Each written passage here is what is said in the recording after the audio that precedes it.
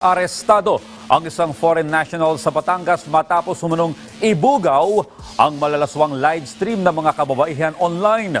Samantala, iginiit ng PNP Chief Police General Jose Melencio Nartates Jr. na sisiguruhin nilang mapoprotektahan ang mga kabataan. Ang detalye mula kay Jayco Cruz.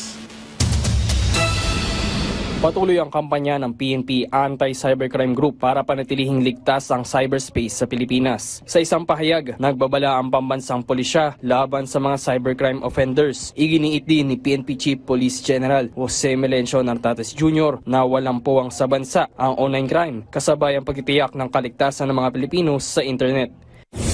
Guilty ang pinataw sa isang American national sa kasong coercion and enticing a minor to engage in unlawful sexual conduct. Ang 44 US citizen ay isa sa mga parokyano ng online bugaw ng mga menor de edad noong 2024.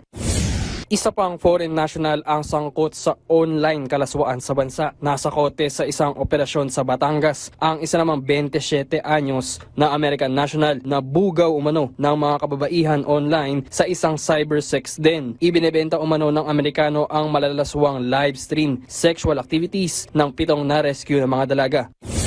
Sa isa pang operasyon, ilang sanggol at mga menor de edad ang nailigtas ng pulisya mula sa pang-aabuso. 2 sospek ang arestado sa isang entrapment operation sa San Jose del Monte City na nagresulta sa pagkakaligtas ng isang 12-day-old na sanggol. Kinabukasan sa Dapitan City, 2 pang menor de edad ang na-rescue na pawang binubugaw online. Sunundan ito ng isa pang operasyon sa Angeles City na nagresulta ng pagkaka-rescue ng isang 2-day-old na sanggol. Sa kabuuan, mahigit 100 na ang naaresto ng PNP dahil sa iba't ibang kaso ng cybercrime. Ito ay sa loob lamang ng unang buwan ng 2026. Ayon sa PNP, pinaiigting pa ng pulisya ang kanilang mga inisyatiba para masiguro ang seguridad at kapakanan ng mga kabataan.